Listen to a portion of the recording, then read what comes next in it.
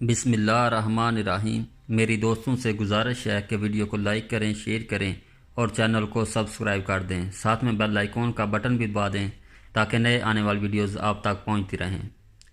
रानी की रहनुमाई में मोहम्मद बिन कासम, ज़ुबैर, खालिद, नाहिद और जहरा के अलावा चंद सलार महल के कोने के कशादा कमरे में दाखिल हुए। अली खालिद को देखते ही भागकर इसके साथ लिपट गया। रानी इससे पहले खुद अपनी शिकस्त और मुसलमानों की फतह का हाल सुना चुकी थी। खालिद और ज़ुबैर यके बाद दीगरे मर्दों से बगलगीर हुए।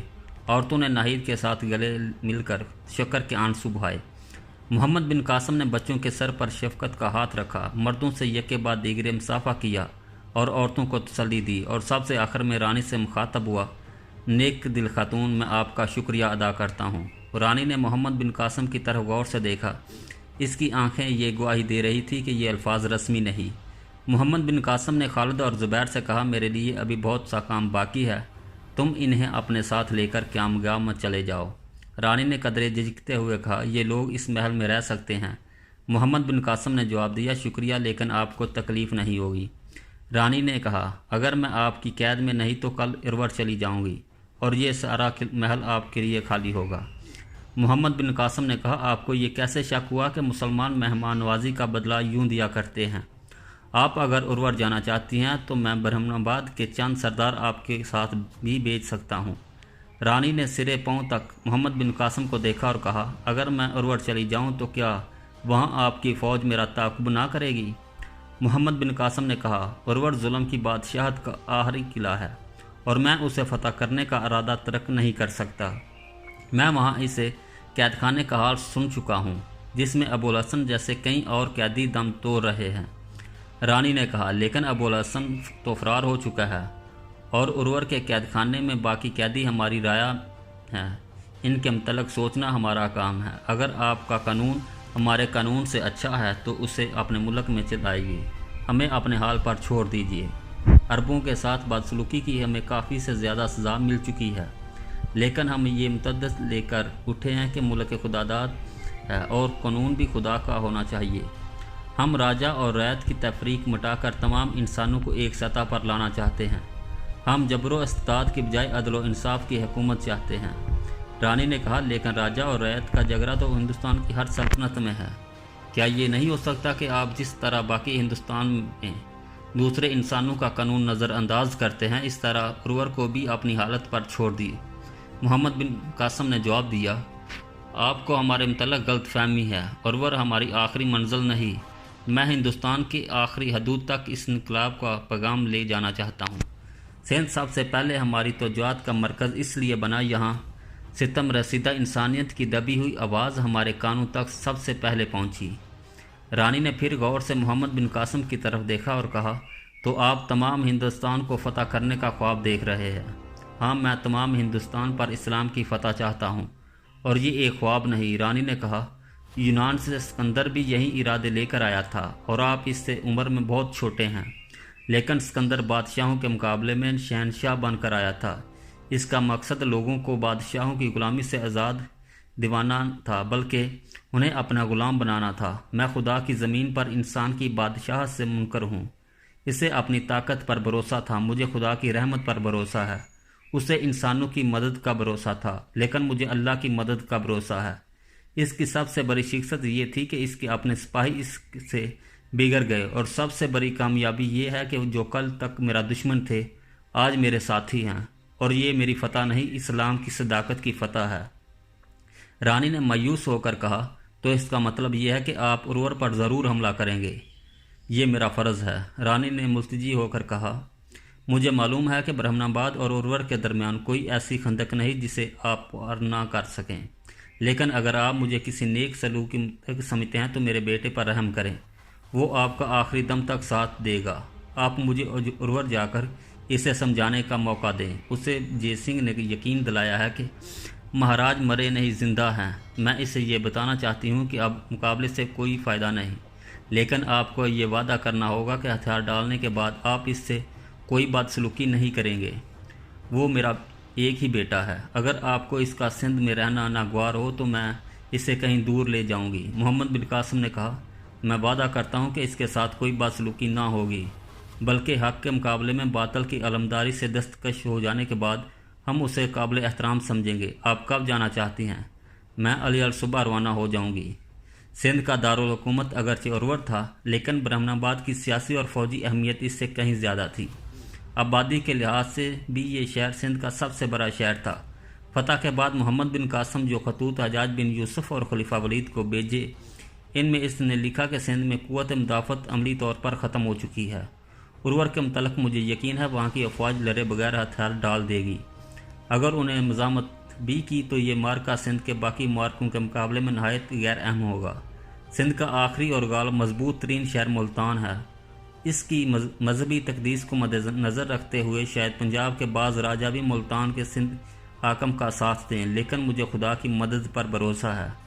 برہمن آباد کی فتح سے پہلے محمد بن قاسم کو حجاج بن یوسف کی ہدایت موصول ہو چکی تھی کہ وہ دشمن کے بے جانہ برداری نہ کرے، لیکن محمد بن قاسم نے ان خطوط کے جواب میں اس بات کی وضاحت کی کہ سندھ کے باشندے ترکستان اور اسپین کے باشندوں سے بہت مختلف ہیں۔ وہ مسلمانوں کو اپنا نجات دہندہ سمجھتے ہیں۔ نیک سلوک کے بعد ان سے بغاوت کی توقع نہیں۔ اس کا سب سے بڑا ثبوت یہ ہے کہ کل تک جو سپاہی ہمارے خلاف شمشیر بکف تھے، آج ہمارے دوش بدوش لڑ رہے ہیں۔ رانی لاڈی برہمن آباد کے چند سرداروں کی میت میں اورور پہنچی۔ اس نے اپنے بیٹے کی یہ غلط فہمی دور کرنے کی کوشش کی کہ اس کا باپ زندہ ہے، لیکن فیفی کی ستیلی ماں نے ہتھیار ڈالے دینے کی تجویز کی مخالفت کی اور اسے تانا دیا کہ تمہاری ماں دشمن کی اعلی کار بن چکی ہے۔ اس کے ساتھ ہی شہر کے پروہت نے یہ مشہور کر دیا کہ رانی لاڈی مسلمان سپہ سالار سے ہم کلام ہو کر اپنا دھرم برشت کر چکی ہے۔ مختلف زبانوں کی حاشیہ آرائی کے ساتھ یہ خبر شہر میں آگ کی طرح پھیل گئی۔ اس واقعے کی آڑ لے کر بعض تاریخ دان یہ ثابت کرنے کی کوشش کرتے ہیں کہ لاڈی دیوی قبول اسلام کے بعد محمد بن قاسم سے شادی کر چکی تھی اور اس کا اسلامی نام عائشہ تھا، لیکن یہ داستان زیادہ تر ان تاریخ دانوں کی جدت طبیعہ کا نتیجہ ہے جو بڑے آدمی کے ساتھ عشق کی ایک داستان منسوب کرنا سمجھتے ہیں۔ اسدین کی ایک اور داستان بھی محمد بن قاسم کے ساتھ منسوب کی جاتی ہے، اور وہ یہ ہے کہ محمد بن قاسم نے اورور کی فتح کے بعد راجہ دہر کی 2 لڑکیاں خلیفہ ولید کے پاس بھیج دی تھیں، اور ایک لڑکی نے اپنے باپ کی موت کا انتقام لینے کی نیت سے ولید کو محمد بن قاسم کے خلاف یہ کہہ کر مشتعل کر دیا کہ نعوذ باللہ محمد بن قاسم اسے دربار خلافت میں بھیجنے سے پہلے اس کے ساتھ دامن عصمت پر دبا لگا چکا ہے، اور ولید نے غضبناک ہو کر محمد بن قاسم کو قتل کرنے کیا۔ اورور کے چند عہدیدار پرتاپ رائے کے رشتہ دار تھے، اور ان میں سے ایک نے پرتاپ رائے کے قتل کا انتقام لینے کے لیے بڑے دربار میں یہ کہہ دیا کہ رانی نے محمد بن قاسم کی خوشنودی حاصل کرنے کے لیے پرتاپ کو قتل کیا۔ ان تمام واقعات نے فنی کو اپنی ماں کے خلاف غضبناک کر دیا، اور اس نے لاڈی رانی سے کہا کہ کاش تم میری ماں نہ ہوتی۔ رانی کو اپنے اکلوتے بیٹے سے یہ توقع نہ تھی، اور یہ الفاظ ایک نشتر کی طرح اس کے سینے میں اتر گئے۔ اس نے یکے بعد دیگرے اپنے بیٹے، اپنی سوکن اور حاضرین دربار کی طرف دیکھا اور کانپتی ہوئی آواز میں چلائی، بیٹا شرم کرو، میں تمہاری ماں ہوں۔ اگر ان لوگوں کی مدد سے مجھے تمہارے آگے کرا دیا۔ اور اس کے بعد جب اس لڑکی نے یہ بتایا کہ محض انتقام لینے کے لیے یہ قصہ تراشا گیا تھا، ولید نے اسے بھی قتل کروا دیا۔ پہلا قصہ یوں بھی غلط ثابت ہوتا ہے کہ لاڈی دیوی قبول اسلام کے بعد مسلمانوں کی پناہ میں آ چکی تھی، اور امیر حساد کی بیوی ہونے کی حیثیت سے اس کا منصب ہرگز ایسا نہ تھا، اور اورور میں سفرین کی جاتی۔ اگر یہ بھی مان لیا جائے کہ اس کے دل میں اپنے بیٹے کے لیے بہت بڑی طرف تھی، تو یہ کیسے ممکن ہو سکتا ہے کہ ایک ایسا نوجوان جو 17 سال کی عمر میں ہندوستان فتح کرنے کا عزم رکھتا تھا، اورور کی رانی سے مہم سے کترا کر اپنی نو مسلم بیوی کو اورور کے بڑے دربار میں بھیج دیتا، خصوصاً ان حالات میں جب کہ اورور کے رائے عامہ اس کے قبول اسلام پر سخت مشتمل ہو سکتی تھی۔ دوسرے قصے کے راوی وہ تاریخ دان جنہیں یہ بھی معلوم نہیں کہ خلیفہ ولید محمد بن قاسم سے پہلے راہ ملک عدم ہو چکا تھا۔ کامیابی کے ذرا بھی امید ہوتی تو میں تمہیں بصرہ تک دشمن کا تعاقب کرنے کا مشورہ نہ دیتی، لیکن یہ لوگ کمینے بھی ہیں اور بزدل بھی۔ جو تمہارے باپ کے ساتھ وفادار نہ کر سکے وہ تمہارے ساتھ وفا نہیں کریں گے۔ جو دشمن لاکھوں سپاہیوں کو شکست دے چکا ہے، اس کے سامنے تمہارے 10-20 ہزار سپاہی نہیں ٹھہر سکتے۔ سندھ کی آدھی فوج اس کے ساتھ مل چکی ہے۔ میں اپنی آنکھوں سے ان سے زیادہ یوز سرداروں کو مسلمانوں کے سپہ سالار کے پاؤں پر ہاتھ رکھتے دیکھ چکی ہوں۔ تمہاری خیر اسی میں ہے کہ تم ہار مان لو، ورنہ یاد رکھو یہ لوگ عین موقع پر تمہیں دھوکہ دیں گے۔ اس وقت زیادہ جوش دکھا رہے ہو، جنہیں ابھی تک دشمن کے سامنے آنے کا موقع نہیں ملا۔ ففی نے جوش میں آ کر کہا، ماما خاموش رہو، میرے ساتھ مرتے دم تک میرا ساتھ دیں گے تو بیٹا یاد رکھو اس جنگ میں انہیں موت کے سوا کچھ حاصل نہ ہوگا۔